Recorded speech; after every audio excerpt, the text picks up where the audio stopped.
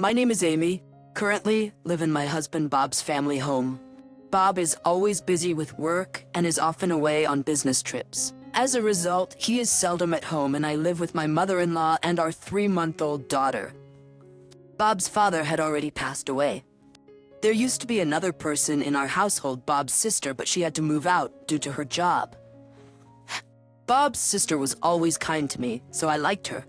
It was sad when she left, but there was another reason why I wanted her to stay. My mother-in-law, named Karen, keeps harassing me. Hey Amy, what are you doing?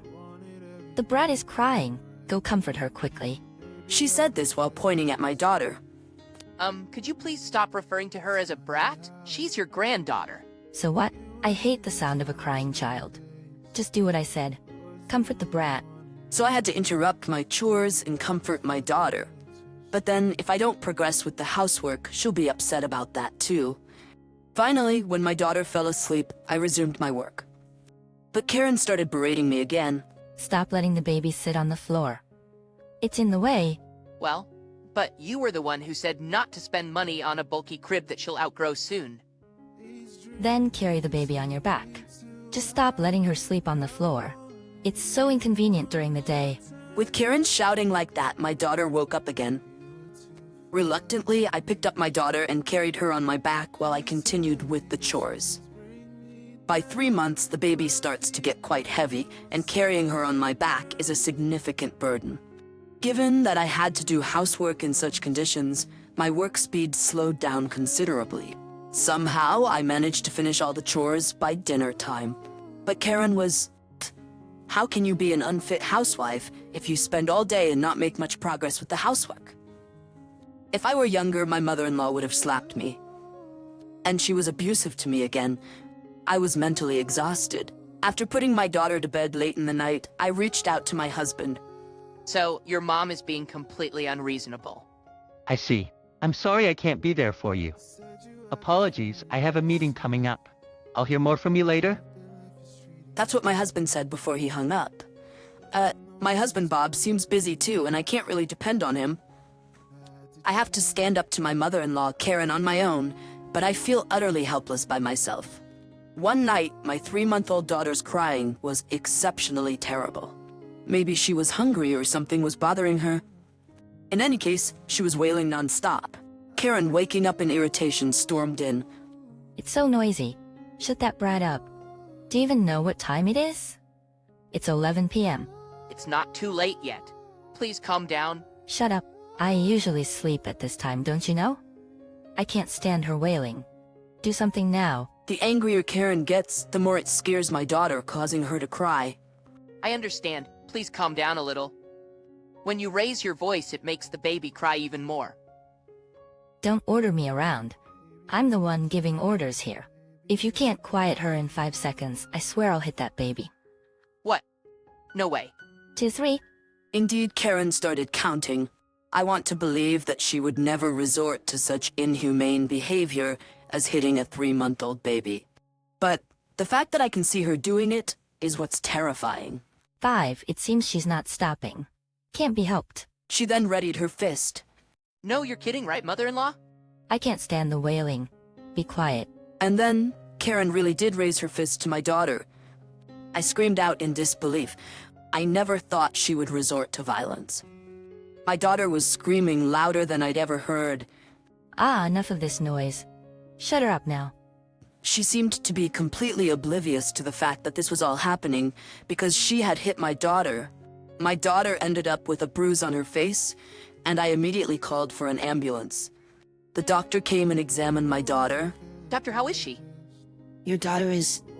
The doctor paused and my mind went to the worst possible outcome. You're joking. Oh no, I apologize for the confusion. Your daughter is fine. There might be a bruise. We thought it might leave a mark, but it'll likely heal without leaving a bruise, so please don't worry. Oh, thank God. I felt a wave of relief wash over me and my strength drain away. But what happened? Did she fall or something? No, nothing like that. It's just my mother-in-law who lives with us. She did something unimaginable. Could you tell me more about that? With that, someone entered the examination room. I recognized this person who would help me out of my current situation. The next day, I returned home with this person. Oh my, you ended up spending the night in the hospital? Quite the life you lead, neglecting your housework as a housewife. Karen taunted me with a smirk. I was seething inside. What's with your attitude? You sure had no qualms about doing such a terrible thing to my daughter? I showed Karen my quiet but resolute anger. The? What's with the attitude? Got a problem? Of course I have a problem now. You did something so horrible to my daughter. Apologize now. When I raised my voice, Karen yelled back. What the hell? Don't you dare talk back to me.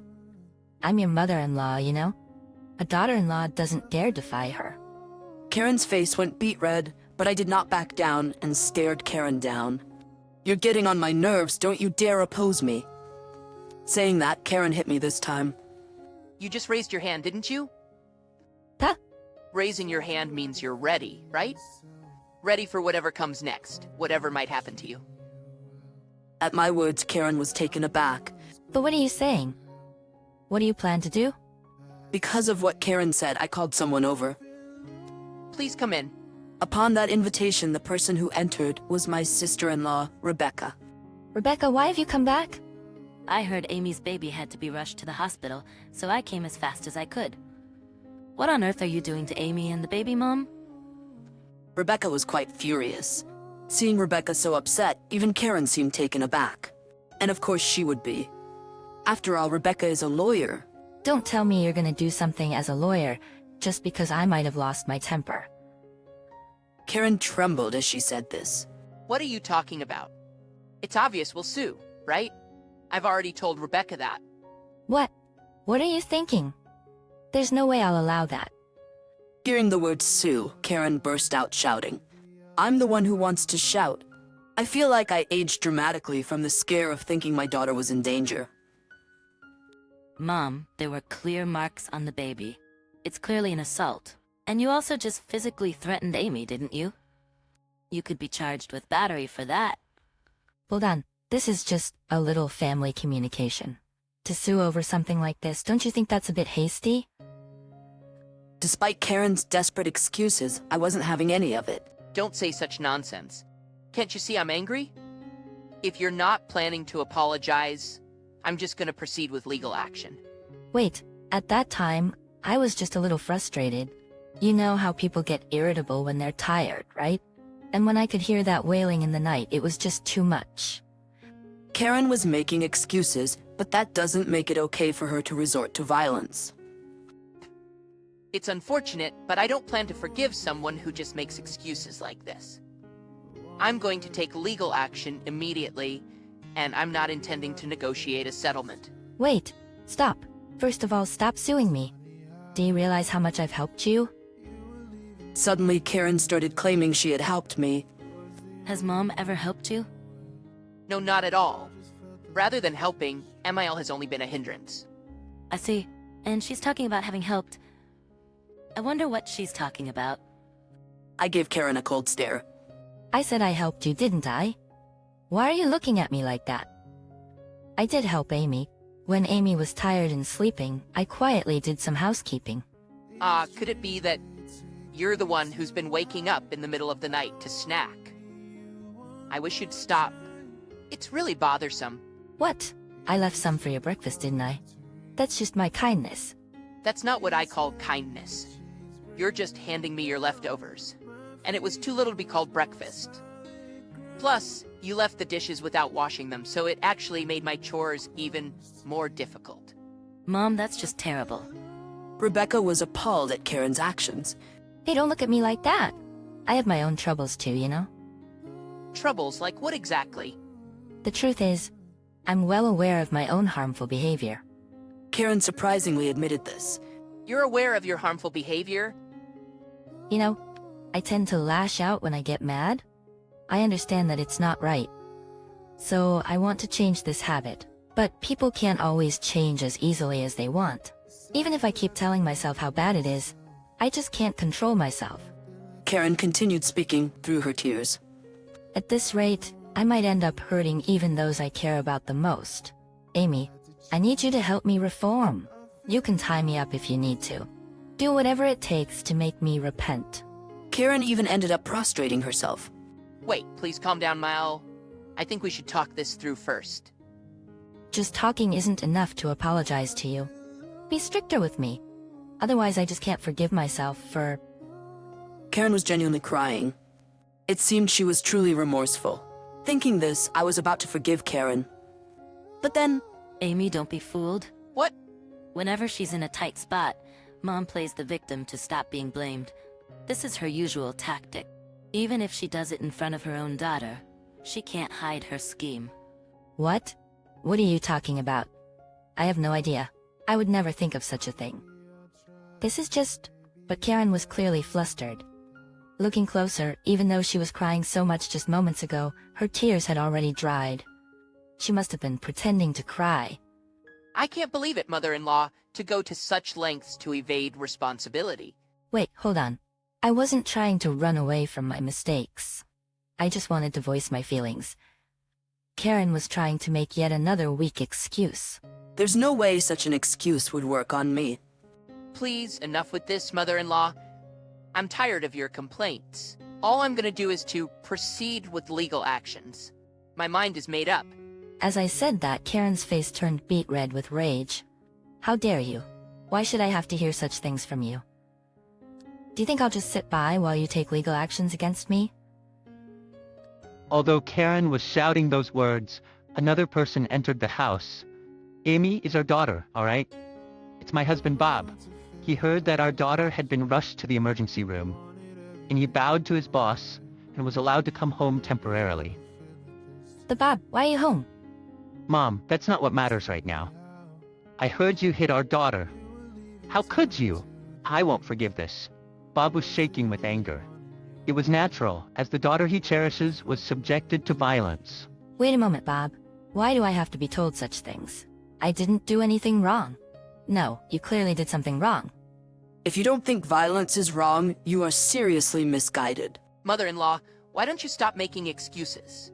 You're alone, but there are 3 of us, Bob, Rebecca, and me. You can't possibly get your way. How dare you? Are you trying to intimidate me by outnumbering me? Isn't that what they call tyranny of the majority? No, it's not about the tyranny of the majority. It's just that we all agreed to discipline you because you're clearly committed a wrongdoing. It's okay if you're under the illusion that you're not wrong, but please stop causing us trouble. As I clearly said those words, Karen began to cry again. It seems that this time her tears were real. What? Why has it come to this? What on earth have I done? I didn't do anything wrong. Please forgive me. Karen was looked upon with cold eyes by Bob and Rebecca. They must be feeling incredibly sad inside, as their real mother is such a mess. Mom, I always thought you were strange, but I never thought you'd be this bad. I no longer consider you as my mother. Neither do I. I'm ashamed to consider such a person as my mother. What? Wait a minute, what are you saying? You're the children I gave birth to after bearing a lot of pain. How dare you speak to me in such a way? Even as Karen was crying and shouting, the 2 of them continued to give her a cold stare. Let's just leave, Amy. I know a cheap motel. We can live there for a while. In the meantime, I'll proceed with the legal actions against Mom. There's also suspicion of assault and battery, so we have to call the police. Police? Please don't call the police. I've been telling you I didn't do anything wrong. Why has it come to this? Even as Karen cried and shouted, I did as I said and left the house. I hid out for a while in a budget hotel that Rachel had recommended, and left the rest up to her. After that, it seems Karen was charged with assault and battery and ended up in jail. Bob and I saw this as an opportunity to find a new home, and we ended up leasing an apartment. Now, our daughter, Bob, and I are living peacefully in a new apartment. Rachel, who helped me so much, is reportedly having fun despite her busy life as a lawyer. When Karen got out of jail, she had no choice but to return to an empty house. It's quite pitiful. Since we haven't told her where our apartment is, there's no way she can come over. Even if she were to find out, there's a security guard at the entrance, so even if she showed up, she'd just be taken away as a suspicious person.